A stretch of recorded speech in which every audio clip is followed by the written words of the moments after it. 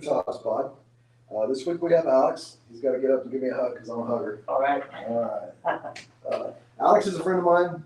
He's a member of CA, and I've known Alex for a little while. He's in recovery, so we're going to hear a little bit about Alex's story, and I'm sure we're going to hear about some other things too. So, Alex, tell us what it was like, what happened, what it's now, and then we'll go from there. My sobriety date is March 29th, 2022. Congratulations. And so it's been about 3 years.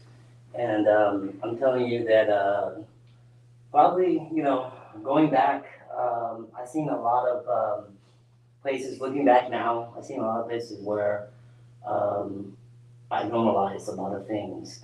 And I understood this recovery or the addiction and the alcoholism as a progressive, most definitely a progressive disorder.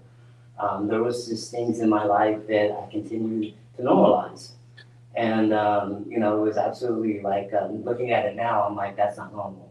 That's not normal, I recall, just, wanting to fit in and possibly like, with my first job, smoking a joint with a fry cook or what have you, you know what I'm saying? And it was just a once in a while thing. Once I started smoking weed, I loved it.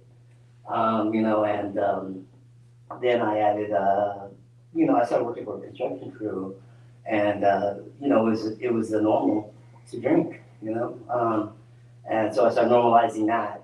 I ended up adding alcohol to my repertoire of what these deeds that I thought, okay, I fit in with, first the fry cook, now the construction workers working a hard day. I deserve a beer. I deserve a beer. You know what I mean? Even though I grew up in a Christian household, we were in church. Anytime the doors were open, and so I normalized these things, even though I knew this wasn't the path of the righteous man, or what have you. This isn't the path of someone. I had normalized that. Like, hey, this is what you do. You drink beer. There was a point after a while, that I would drink on the weekends. I'd buy them maybe a case of Dos Equis, right? And it just turned into, like, it seemed as life went on and I added more things to my life, the usage amped up big time. I started doing coke on the weekends.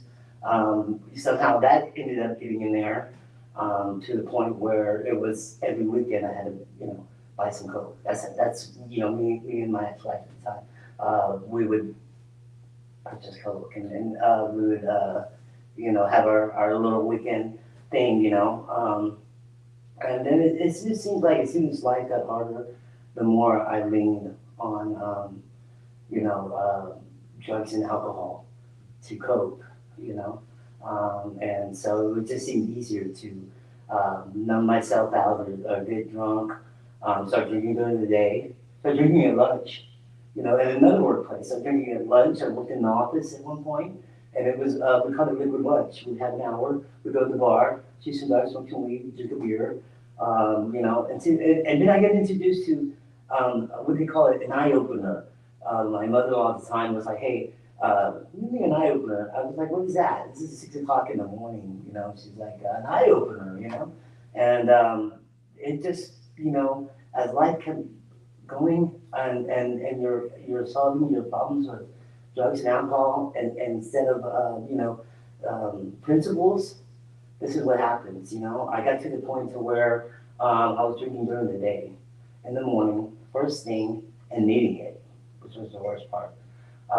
And feeling like I needed it in my mind and in my body later on, and this is the part of the 3-part addiction, so the sickness. So I couldn't hold a job after a while. I couldn't hold a job. I lost my job, and I started doing day labor. Certain circumstances happened. We ended up having a fire, ended up in a hotel, and at first it was free through the Red Cross or what have you, and when you have addictions in the household, and you're working day labor at minimum wage, and you're living in a hotel, and you have to start paying for it after a year or so. It just doesn't add up. The math doesn't add up. Especially when you are putting your addiction and your alcoholism first. So it was just, I got to the point to where I was normalizing all of this, to the point to where I was unhireable. I worked at several different labor laws, Okay. so, So, just a quick interruption. yeah, You and I both got sober at ITP, yes, and we both went to Pay It Forward. yes, Okay. And we can't really say where that was at. We can say campus community, things like Yes, that. But okay. They don't allow me to actually say that name. okay, I don't quite get it because I have nothing but great things to say about it. yeah, But I just wanted to remind you of that because I got thinking, did I tell him that? Because, I don't want to step off anything, but, Absolutely. so let's go. I didn't mean to cut you off. No, I just you're wanted good. to mention that. I had, started normalizing a bunch of Okay. things that are not normal. After I had separated from my wife at the time, I couldn't hold a job. I was drinking in the morning and all day. Was unhireable. Um, I started adding, it ended up in homelessness, basically. Yeah, I actually know I guess he's your sponsor. Yeah. Used to worry a lot about you. Definitely. And so I, experienced homelessness for quite some time and normalized that experience. And that is a very extreme experience to normalize for somebody. Well, that's what we do, right? Yeah. I mean, whatever our situation is, we tend to say, okay, this is my lot in life. This is just what it is. Absolutely. And so everybody else has theirs. This is mine. Yeah, absolutely. I get it. I totally get it. And that's a dangerous spot to be in. It is, but Mentally yes. and spiritually. So what brought you out of that? It ends up being that, no matter when you're using to that extreme and you're drinking, and at this point in my life, I was doing various street drugs. I was drinking, and when you're doing it day in and day out and seeking it, you're just spiritually you're dead. You're walking around like a shell, just numb.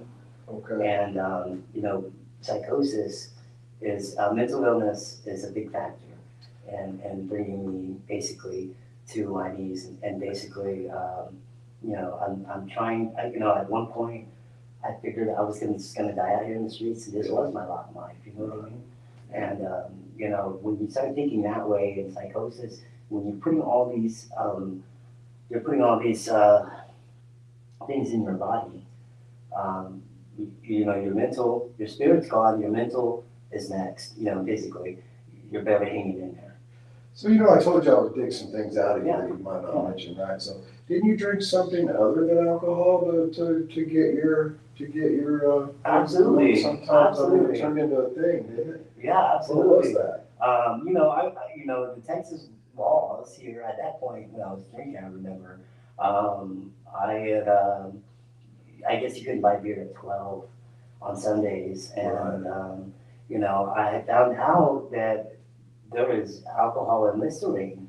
You know what I'm saying? And I had ended up making a habit. If somehow I ran short, I could always shoplift some Listerine and drink that. And I wouldn't recommend it. Shoplift? I would shoplift. I All right. would shoplift Listerine because Okay. these are the things that I would normalize. Of course. And that's not normal. Shoplifting's not normal. Normal people do that. You know what I'm saying? Let alone drinking Listerine is something normal people do. I had found out that Adam's extract, I'm not trying to give out any ideas here, but Adam's extract has 35% alcohol in it. There's Yep. just these dangerous things out there. NyQuil, all those And if things. you're at that extent, NyQuil, if you're that extent of alcoholic, you'll find out about these things, I had, the last time I had tried this, I ended up in university hospital, well, not hospital, and, this was when my last leg of this, addiction was at, and so, blind, temporarily blind, ammonia in my brain, You know, and I spoke with the doctors and they were just like, hey, you know, if you don't change something around, most definitely cirrhosis is gonna catch you. Yeah. You are an alcoholic, you know, through and through, you know, so you need to get this going. And I've already started to, hope and inspiration is a big thing. It is a big thing. Even a sliver of hope. Inspiration, excuse me, can be a game changer. Yep. And it definitely was a game changer for me. Just a seed that was planted, an idea, a thought of, hey, maybe there is a way out. And so, you know, the turn from the mental psychosis from all the poison I was putting in my body, um, there was a seed planted through family. And I'm very fortunate, you know, that I have my family, and I still have my family who's behind me in what I'm doing. And, you know, to navigate through um, this rough spot in my life, that rough spot I had in my life, and I'm still using them and rely on them. But that hope and inspiration was a seed that was planted that was just enough for me to say, well, maybe. And you know, I able to enter into a campus life type setting, and was able to really, you know, I like to call it treatment boot camp where I went. I think so. You know, I needed that. Yeah. Being nearly 45 years old, 45 years old, coming into recovery, it was something that I didn't know that I needed. And I even coming in, I resisted. I hadn't had a spiritual experience yet. I was unaware. You know, I was thinking I had a different mindset that I could recover through maybe a job, maybe Adderall, maybe your girlfriend, maybe something. All these different something things, right? other than Everything except God, right? you know, and that would, you know, that idea of God, you know, much like in Bill's story, it was something that made me cringe, you know, to think of it. Like, oh man, I didn't factor, I didn't know what recovery was gonna look like. I had just only seen a glimpse of and heard what it had done for some of my family members. And in that respect, I'm so fortunate. I'm so fortunate that I had some family members go before me, and really, I like to say they coddled me early in the recovery. Of course. And you know, when you get my age, it's hard to cuddle a cactus. You know what I'm saying? It's hard to, but they did because the family and they loved me, and it was a game changer for me. So I did what a lot of people don't want to do. I sat still. You know, I was taught to you know, I was very, I had just, and these little experiences I found out, even if it's a conversation, working with my sponsor, I came to recognize spiritual experiences, you know, are huge, as small, even as small as they are. Yep. And it's just a shift in perception, as my sponsor would tell me, it's just a shift in perception. You believe one thing one way, and now you see it another way. It's those little things that tend to change us a little bit. You know, I remember sitting in ITP where it was before, you know, before they moved it, right? And I was sitting on those steps by the gate, and I was having a really bad morning, and I'm like, you know, God, I need something. You know, I want to leave, and I don't want to be here, and I need you to give me something that will help me stay, right? And there was a pigeon and a Tweety bird.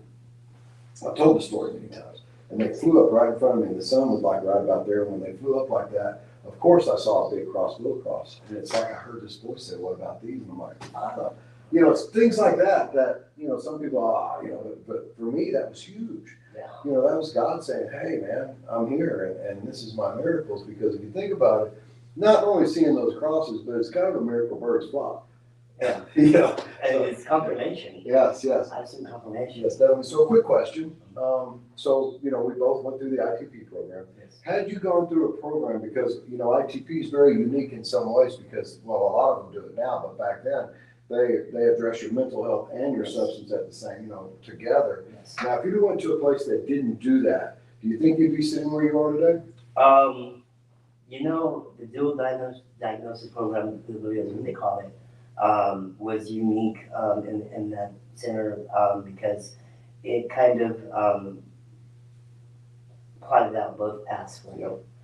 And I was very fortunate. We had a recovery tech there who taught a dual diagnosis class. Yep. I was required to go to IOP classes, and that kind of gave me a breakdown. And then I was offered counseling on campus, and so it was just like understanding the mental side of it, and then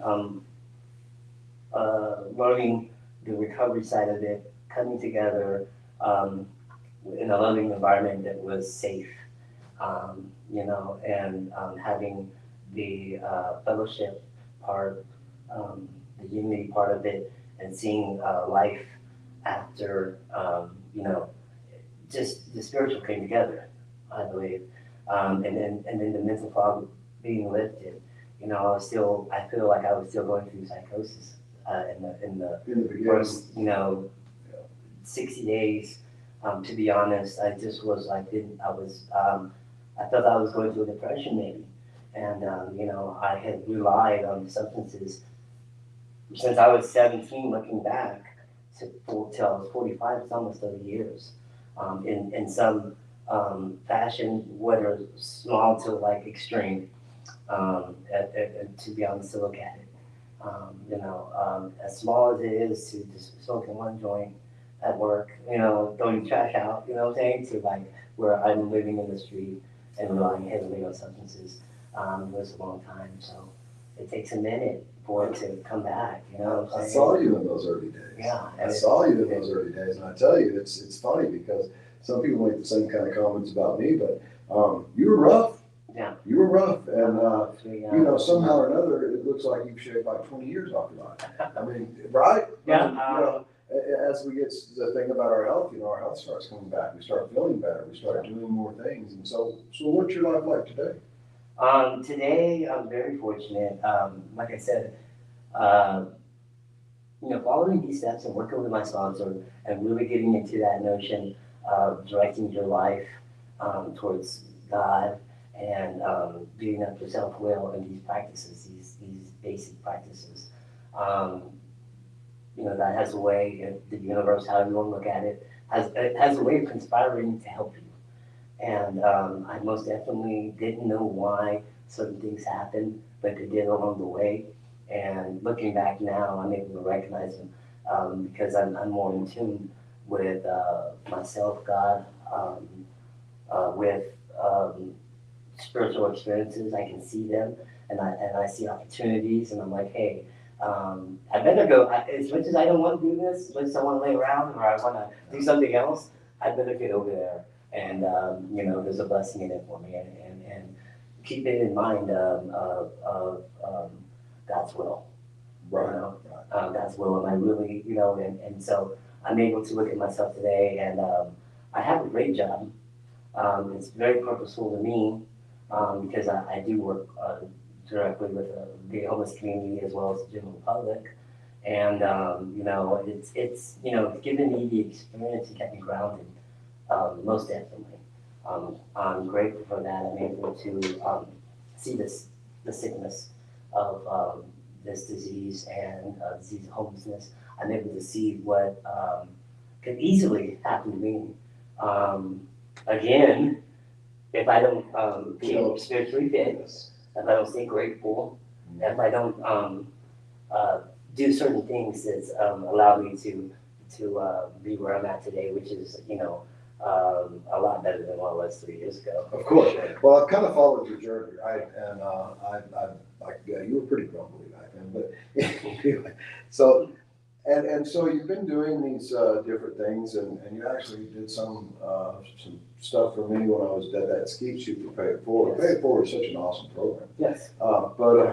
So I see these videos of you in downtown San Antonio, Yes. right? And knowing you and the new you, I suppose, I see these videos and so just correct me if I'm wrong. You can, no, that's not what I do, or yes, that's what I do. But it seems like I can see you making these videos with a smile from ear to ear, just beaming with joy, being able to do that because you said something a while ago about the way things look now. Talk Absolutely. about that a little bit. Absolutely. You know, I had, you know, one of my homeless spots was downtown for a little bit. I would come in and out. I was homeless all over San Antonio, really, and that's just the life that you live when you're homeless, I guess, you know. And for the duration that I did it, I moved around a lot. And recently, you know, a relative of mine was asking me, hey, do you see things differently now? You know, because I've worked downtown, I see a lot of beautiful buildings, a lot of just older stuff, and I have a new set of eyes that I see the world in. And I'm able to appreciate it more because I am present and I do live in the moment. And, you know, I'm constantly having to reset mentally on my gratefulness.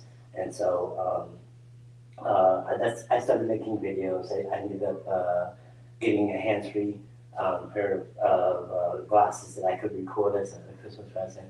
And I do have a big smile. And when I'm doing the videos, I'm usually like, hey, wow, this could make a great video. And it's just a one touch and I'm able to record, and I found out I was able to put them on different social medias, and I derive some joy from it, you know what I mean? Because there's a lot of beautiful places around town, and I'm able to do that. And so it just helps me, and hopefully just show how beautiful life can be, you know what I'm saying? So. Well, I can feel the joy when I see them. Yeah. You know, it's like yeah, you can tell there's something there.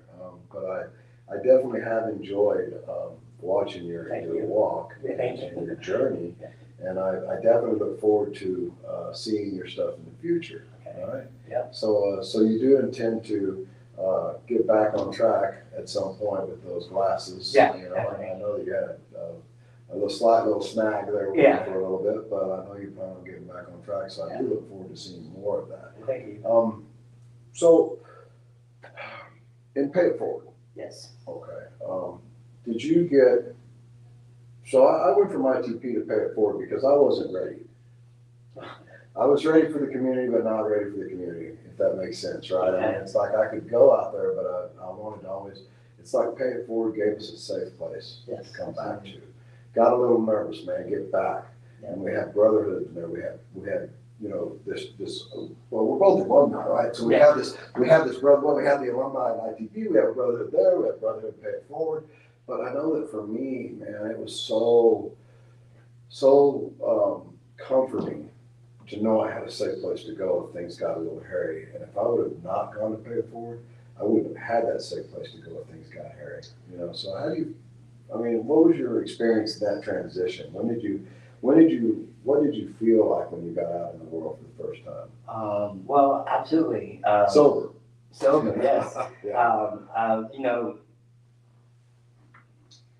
going into and convincing from the ICP going into Pay It Forward, I was still in this mindset that somehow I was recovered or on the road enough to recovery.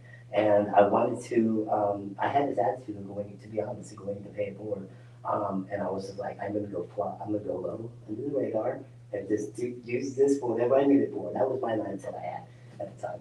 And, you know, I was fortunate, you know, that some people had moved out, and, you know, I guess I'm older in age, and so older than some of the men there at the time, and they said, hey, you know, would you like to possibly be a door captain and take care of some of these things? Yep. And I was, my initial reaction inside was, yeah, okay. I said yes. Okay. I was like, inside I was saying no. I was like, oh, I don't want to do this. Why was my flying low under the radar program?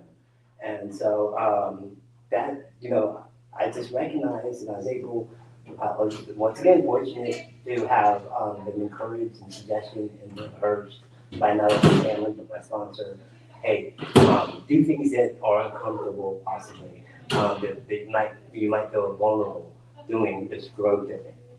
And so I continue to keep that in my heart and in the front of my mind. That if it's possibly if it's uncomfortable and you feel vulnerable, you should, head into that.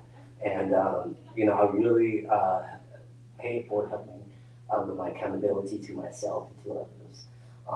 And just basically kind of fine tune a little bit more before I got in, because there's a lot of things I need to make regiments I need to set up in my life coming from that long of homelessness stretch. I was homeless almost 5 years. So I definitely needed, and every step of the way, I just kept having these spiritual experiences, small and big, that said, hey, you're going this direction. And, from day one, my mother taught me, she was in recovery as well, hey, be of service. The world's not just about you, you know what I'm saying? Right. Just, this for me attitude. Right. Needing to go out, you're grown man, and you need something about others first. And I've taken that with me, to volunteer, to be of service, to do as much as I can. And I'm able to practice my principles in my job, which is a beautiful thing. I've heard it said, hey, it's service work, what have you, but I'm very fortunate to practice principles in my job. Right. And to get paid for it, you know what I'm saying? And it's heartwarming to me.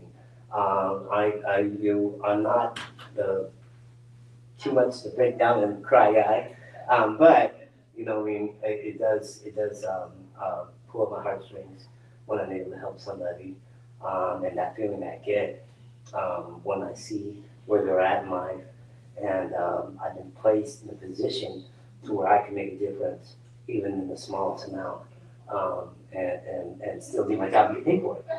It's a beautiful thing, and so it keeps me where I'm at, and but it still keeps me wanting to do more and knowing that there's more, and on the right path. So. Okay.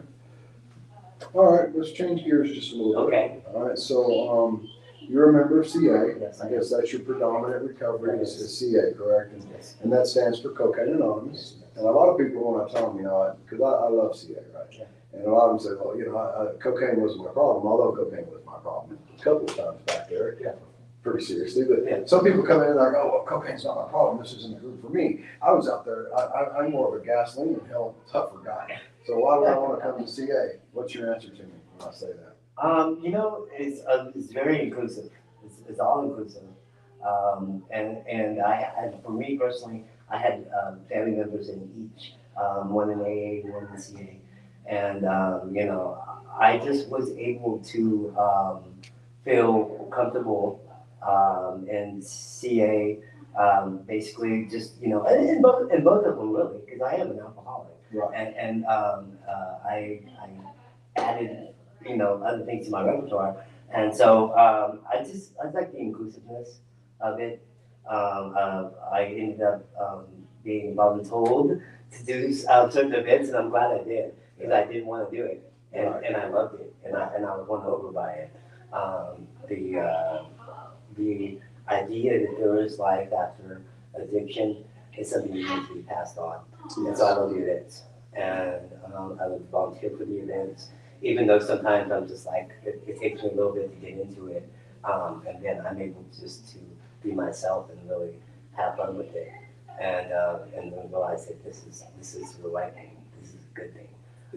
There's a men's community there, even in that type of stuff, you know what I'm saying? Giving back. We suit up and show up, right? Yeah, absolutely. Absolutely. Yeah.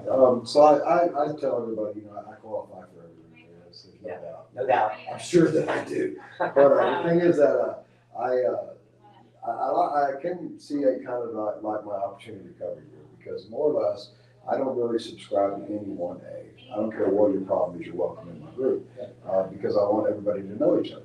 To know, hey, okay, so he's a CA member, I'm an AA guy, and I'm having a really bad day. Now I know you're in CA, so I know I can talk to you, right? Yeah. But had I not known that, we would be like, both of us could have a bad day, and we wouldn't know that we could talk to each other, and it'd be just a bad day, right? So it's good to have that. It's good to have that openness. And I remember, man, I remember the early days. when I would go to a CA meeting and everybody just so happy, and I'm like, man, I wish I could be happy. Sickening. Yeah. Sickening. Yeah, but sure enough, you know, it works. If Yeah. you work it, and I used to think that was the stupidest cliche I ever heard. Yeah. You know, all of those little cliches, Yeah. I just, come on, man, Yeah. we're kidding. Like they read it off. Just, yeah. Like they read it off a pillow or something, and then that's Exactly, beyond and whatever. exactly. You know, or, I remember my first meeting, the guy said he had 7 years sobriety, and, you know, like you said, we had to be still and be quiet, just listen, right, not me. Not that first meeting, I told him, I raised my hand, I said, man, you ain't got no 7 years sobriety, I said, you're gonna go home, kick up your feet, drink a beer, and laugh at us having to listen to you, you know? He just looked at me and said, keep coming back, and I thought, man, where's the fight? Where's the fight? Yeah. I didn't realize what keep coming back, how powerful that is. Yeah. And that's really the secret to it. Yeah. Is just keep coming back no matter what. And I tell people, I don't care what happened, I don't care how bad you think it is, come see me. You know, because we can't help them if we can't see them, right? Yeah, absolutely. And we don't want them to burn off and end up in the, you know, where a lot of our friends have ended up. Yeah. You know, so I appreciate you and your recovery, Thank you. because that's an inspiration to me. You know, and I love seeing those videos, so keep doing that. And you gotta get back on track with that. And you know, you gotta every time you see Manny for a week, Okay. you go, Manny, what's up? Because I do that to him. But, so okay, Manny is a very good friend of ours in recovery, and he's. I'll let him tell his story when I get him on here. But I tell everybody when they go see Manny or when they go to his group, you gotta tell Manny what's up. I forget what the other one was. I used to tell. I always change it up every so often, but for a week, every time I talk to him, you say, "Hey, what's up?" Okay. You know, and he'll know it comes from me. Yeah. Anyway, so I'm going to give you the microphone here for a little bit, and I want you to just feel free to give out those words of advice and plug your group that you're a member of and everything. Tell us where you're at, and when we can come see them, when we can get to those meetings. Okay. Well, I do an H9 on Monday on the campus, and that's been a big part of my recovery. I've made it a big part of my recovery. You know, I really, it's you know, something that passing it on and being able to help, because I've sat in those chairs, and I know, you know, what happens and basically what you're facing. Right now, I was a member of Properly Armed for a while, and I am meeting shopping, actually, and I do like the Camden meetings. The front lines, it is really close to where I live, and the downtown CA is starting to move there now, I believe, is what they told me. Okay. So getting my sponsees up there and meeting shopping there, you know, trying to find a home group right now, actually. And because, you know, the unity the home group brings is you know, an H&I brings one thing, a home group brings another. It does. It does. And so, and when we were at Pay Program, that was one thing. Hey, you had to find these meetings off campus and try this group, try this group, try this group. And I was just speaking with somebody recently, just yesterday, regarding fellowships and what they bring to you. Because anytime I'm out and I find out, you know, someone I don't know is in recovery, it's just something my heart is like, I automatically love that person almost, you know what I'm saying? I'm like, hey, look, man, this guy, you know what I mean? It warms my heart. Yes. And so if you have a fellowship group that you go to and you're able to make commitments and you find one, that's going to, you know, it's something that you want to do, not something that you have to do. And that is something that's a game changer in long-term recovery.